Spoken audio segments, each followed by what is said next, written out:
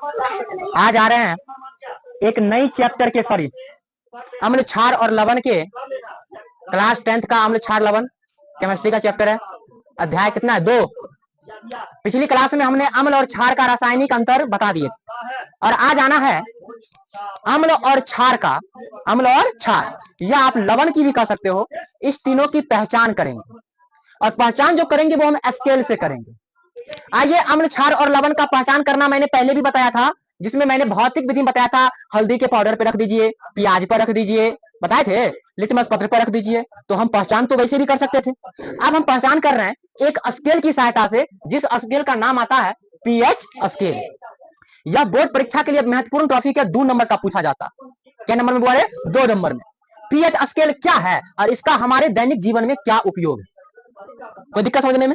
चलिए, pH scale जो है इसको बनाने वाला एक फ्रेंच वैज्ञानिक था। कौन वैज्ञानिक था? बोले फ्रेंच वैज्ञानिक। और उस वैज्ञानिक का नाम था एसपीएल सोरेनसन। क्या नाम था? बोले एसपीएल सोरेनसन। और वो वैज्ञानिक कहां का था? फ्रेंच का वैज्ञानिक। उन्होंने 1909 ईस्वी में, कब बोले? 1909 ईस्वी में अम्ल क्षार और लवण की पहचान के लिए एगो स्केल बना दिया। अच्छा, अम्ल क्षार और लवण की पहचान हाइड्रोजन से हो सकती है। किससे बोल रहे? हाइड्रोजन से। तो या तो हाइड्रोजन की शक्ति ज्ञात करने के लिए कि हाइड्रोजन कितना ताकतवर है, जितना पावरफुल होगा उतना उसका गुण ज्यादा होगा, तो कह सकते हो हाइड्रोजन की शक्ति ज्ञात करने के लिए 1909 ईस्वी में फ्रेंच वैज्ञानिक एसपीएल सोरेनसन ने एक स्केल दिया, जिस स्केल का नाम है पीएच स्केल। कोई दिक्कत नहीं किसी को? पी का मतलब होता है पॉइंटेज, और पॉइंटेज का अपना इंग्लिश में है पावर। पावर का मतलब शक्ति, पावर का मतलब बोल रहे शक्ति।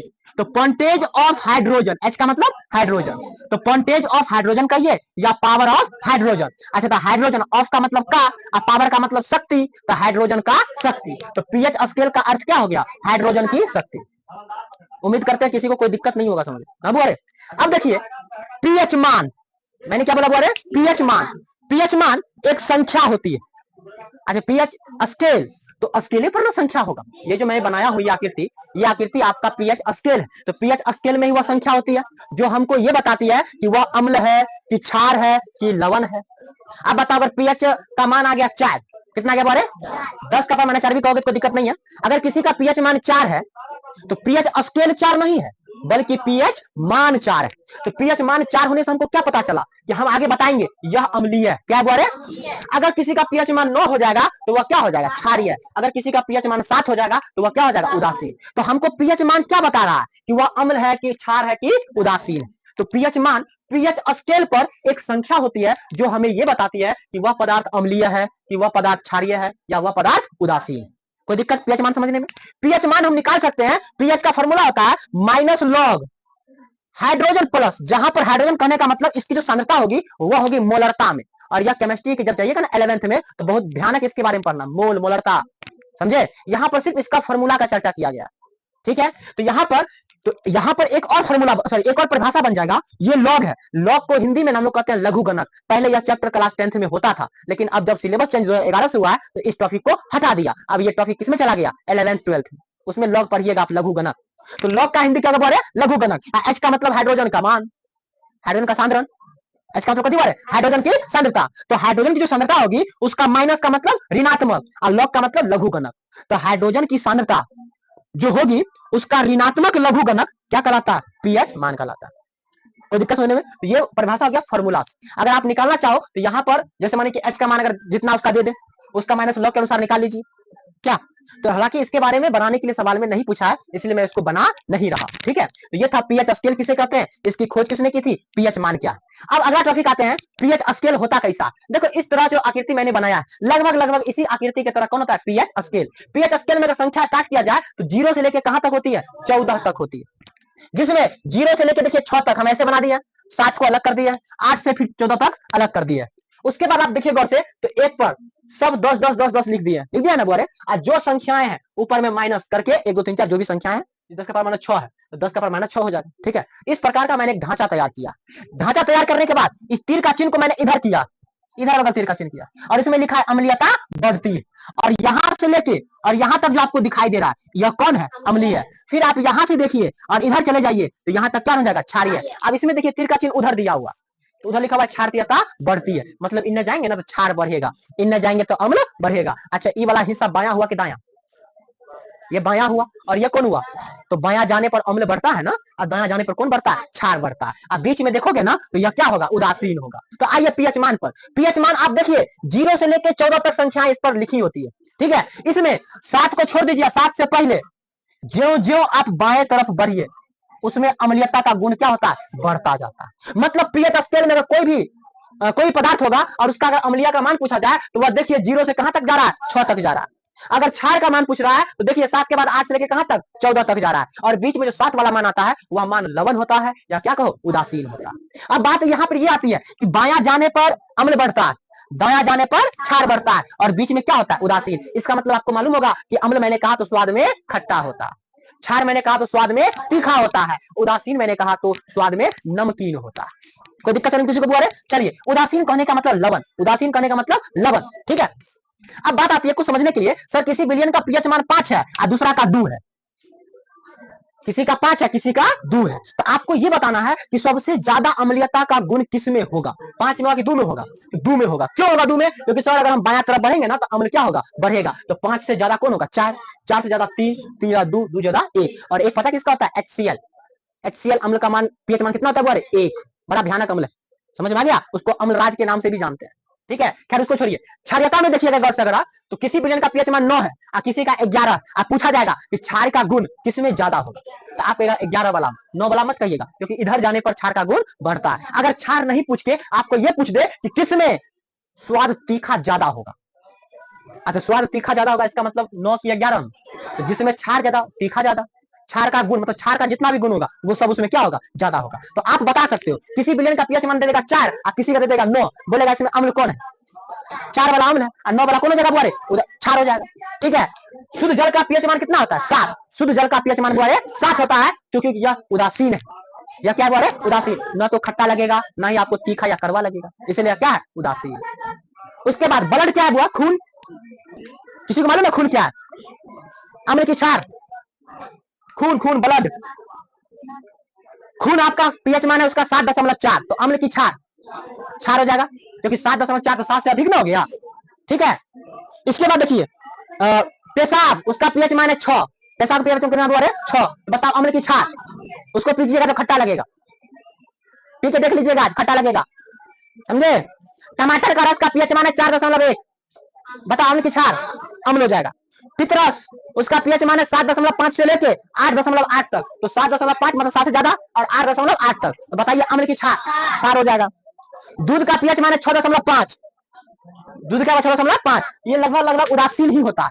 0.5 के बाद जखनी हो गया ना, लगभग वो क्या माना जाता है? उदासीन माना जाता है। अम्ल वर्षा का पीएच मान है 5.6, नाम से स्पष्ट है अम्ल वर्षा मतलब अम्लीय होगा। अमाशय का रस मोस्ट क्वेश्चन है, उसका पीएच मान कितना होता है? 1। नींबू के रस का पीएच मान 2.5, तो 2.5 अम्ल की क्षार, अम्ल ना होगा। सिरका, सिरका में कौन सा अम्ल पाया जाता है? एसिटिक अम्ल, इसका पीएच मान 3 होता है, तो 3 वाला बताओ अम्ल की क्षार, अम्ल हो जाएगा। पसीना, पसीना कभी पिए हो? अक्सर नमकीन लगता है, लेकिन इसका पीएच मान 4.1 दिया, अम्ल की क्षार, अम्ल। 4.5 है पसीना का पीएच मान। चूना का जल, चूना का उसका पीएच मान है 11, अम्ल की क्षार, क्षार हो जाए। इस प्रकार पीएच मान एक ऑब्जेक्टिव क्वेश्चन रहबे करता है, जैसे अमाशय में पीएच मान कितना होता है? 1। क्या बोल रहे? अमाशय का मतलब HCl अम्ल, उसमें HCl अम्ल होता है, हाइड्रोक्लोरिक अम्ल, ठीक है। चलिए, तो मैंने अम्ल क्षार के बारे में बता दिया। अब आपने क्या देखा?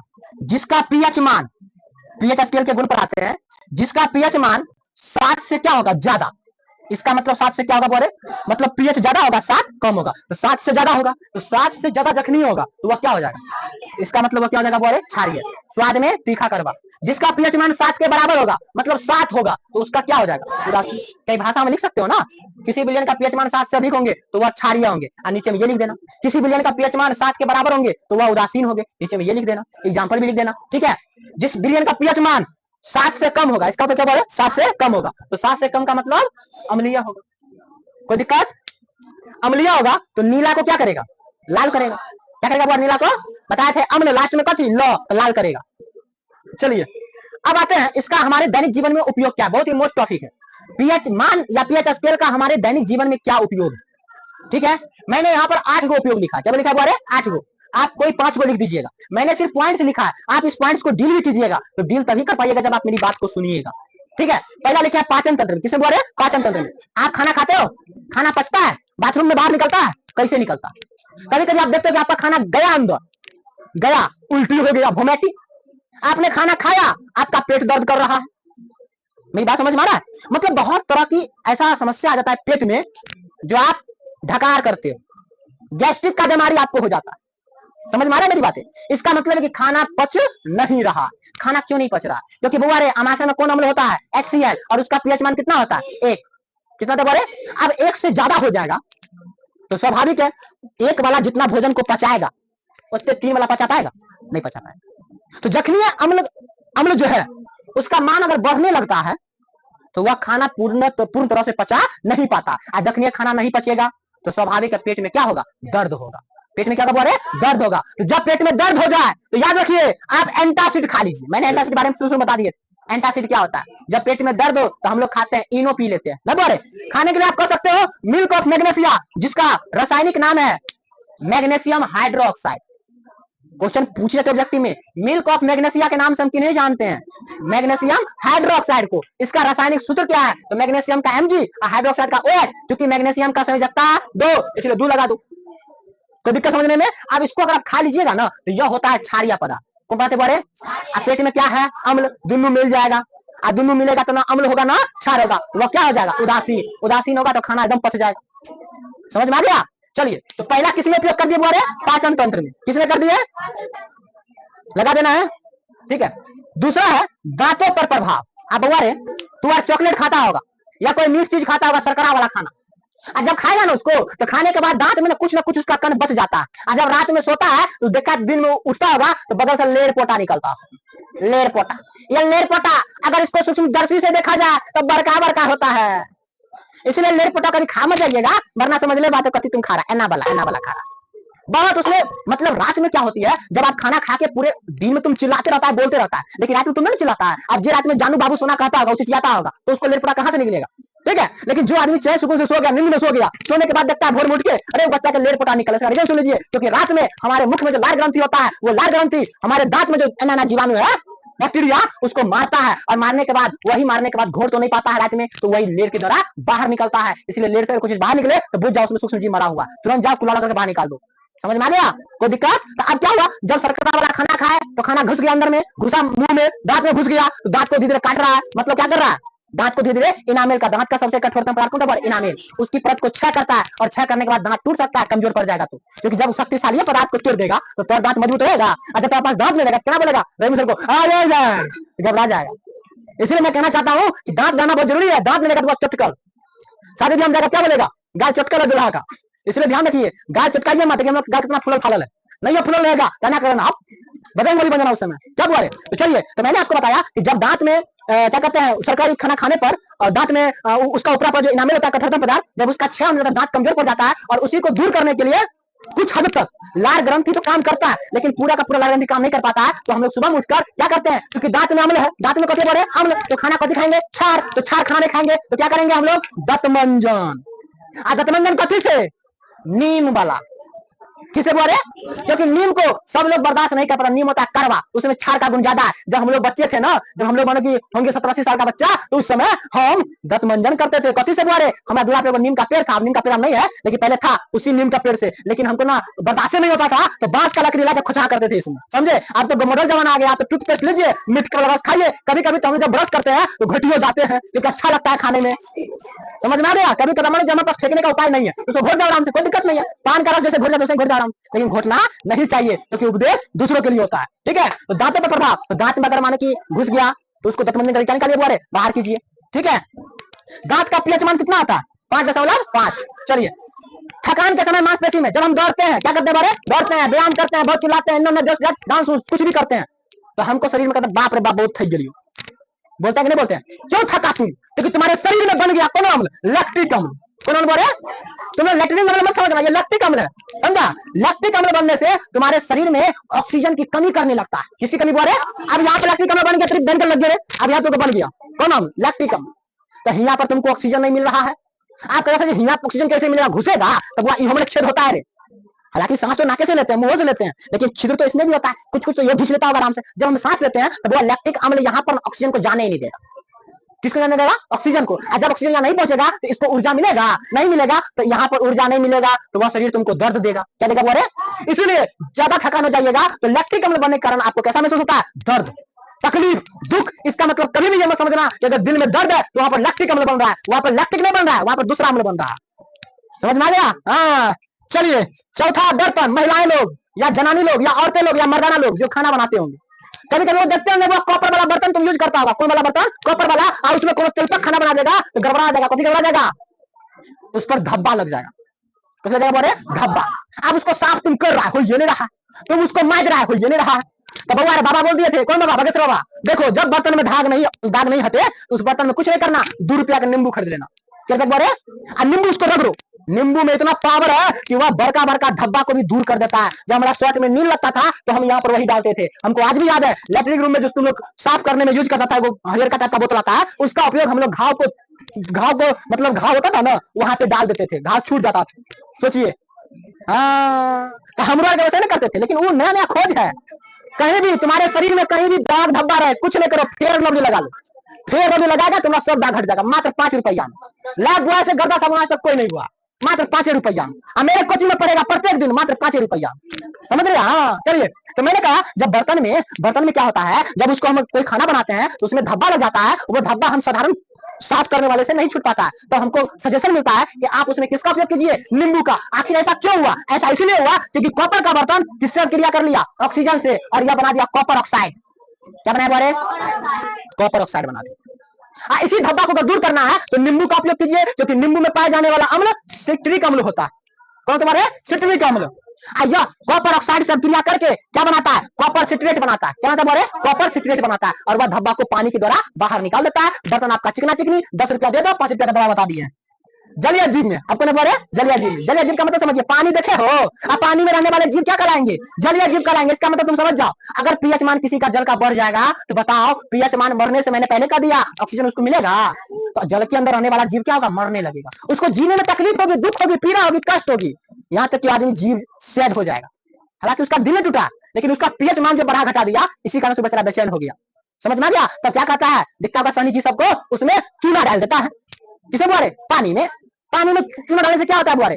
क्योंकि पानी में अम्ल, चूना, क्षार, दुन्नू नीला बन गया कथी? उदासी। अब मछली फाय फाय जी रहा है, तुम लोग आएगा उसको हवा के खा लेगा, तो उसको जिंदा रहने से कोई फायदा है?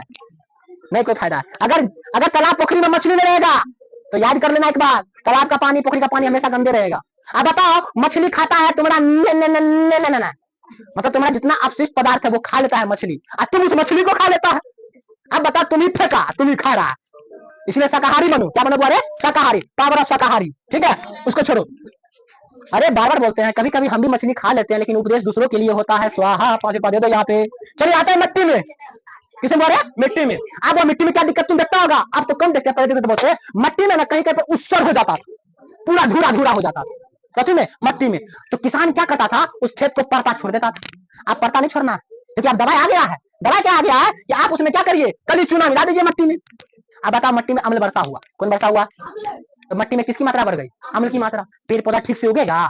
नहीं उगेगा। क्षारीय पौधा अम्लीय पौधा को उगने में, अब क्षार बढ़ेगा तो अम्ल नहीं उगेगा, अम्ल बढ़ेगा तो क्षार नहीं उगेगा, तो दिक्कत ना है। इसलिए मिट्टी को उदासीन रहना चाहिए। क्या बोले? तो मिट्टी को उदासीन रहने के लिए उसमें अम्ल की मात्रा है तो उसको नष्ट करना चाहिए। तो अगर मिट्टी में अम्ल की मात्रा है तो उसको नष्ट करने के लिए क्या कीजिएगा? तो सुन लीजिए, कली चूना डाल दीजिए। क्वेश्चन पूछा जाता है व्यक्ति में, कली चूना का रासायनिक नाम क्या है? तो आप कहिएगा Ca का मतलब कैल्शियम, और CO3 का मतलब कार्बोनेट, मतलब कैल्शियम कार्बोनेट, या कैल्शियम कार्बोनेट का प्रचलित नाम क्या है? कली चूना। उसी को हम लोग कहते हैं भखरा चूना। कुछ ना बोले? भखरा चूना। तुम मत समझना भंगरा चूना, यहाँ पे भखरा चूना लिखा हुआ। ठीक है, तो भखरा चूना हो या कली चूना हो, उसका रासायनिक नाम क्या है? Calcium carbonate. रासायनिक सूत्र क्या है? CaCO3। और ये था किसमें? मिट्टी में। चलिए, 7वां पॉइंट आते हैं, प्रकृति द्वारा उदासीनीकरण में। देखिए, प्रकृति ने क्या खूब रचना किया। आपका नाक यहाँ पे दे दिया, कभी सोचो अगर नाक यहाँ पर तो क्या हाल होता? चश्मा पहनने में दिक्कत होता। समझे? लड़की सबको नाक वाला पहनने में, देखने में दिक्कत, किन्ने घुसावे, बहुत समस्या है। इसलिए प्रकृति ने पहले सब कुछ सोच लिया कि औरत को नाक वाला पहनने में दिक्कत नहीं होना चाहिए, और हम लोगों को चश्मा लटकाने में दिक्कत नहीं होना चाहिए। इसलिए नाक हमने भगवान को फोन करके बोला था, हे प्रभु आप नाक यहीं पर देना, भले कान तुम बगल में दे देना, कोई दिक्कत नहीं है। ठीक है, उस दिन से भगवान मेरी बात को सुन लिए और वहां पर बना दिया। कथी बोले? प्रकृति उदासीनीकरण। आप समझिए इसका मतलब, जहां से दर्द मिलता है वहीं से दवा भी मिलता है। जहां से प्यार मिलता है वहीं से नफरत भी मिलता है, और जहां से खुशी मिलता है वहीं से दुखी मिलता है। और इस बात का साक्षात प्रमाण देने वाला है एक छोटा सा झाड़ी वाला पौधा जिसका नाम है नेटल। क्या नाम है बोले? नेटल। नेटल एक ऐसा झाड़ी वाला पौधा है जिसमें 10 लेगा ना पौधा, यहाँ तक का होता है, 10 लेगा तुमको बिस्बिसाएगा, लेना नहीं, वो चिटी उटी डक लेता, मतलब क्या कहते उसको, डंक मार देता है, नहीं बिस्बिसाता है, उसे बिस्बिसाएगा। तो वो भगवान ऐसा बना दिए हैं, कारुक बच्चा उसी के बगल में एक और पौधा मिलेगा, और इस पौधा का नाम है डॉक पौधा। कौन पौधा बोले? डॉक पौधा। अब बात समझिए, ये जो नेटर वाला पौधा है, इस नेटर वाला पौधा में पाया जाता है मेथेनोइक अम्ल। कौन अम्ल बोले? मेथेनोइक अम्ल का ही दूसरा नाम है फार्मिक अम्ल। कौन नाम है बोले? फार्मिक अम्ल। तो मेथेनोइक अम्ल को या फार्मिक अम्ल को बात इस बराबर है। अब बात क्या हुआ, वो आपके शरीर में डस लिया, आपको शरीर में डसा, आपको बिस्बिसाने लगा। जब भी बिस्बिसावे तो एक ही बात ध्यान रखना, वहां पर फार्मिक अम्ल है। कौन अम्ल बोले?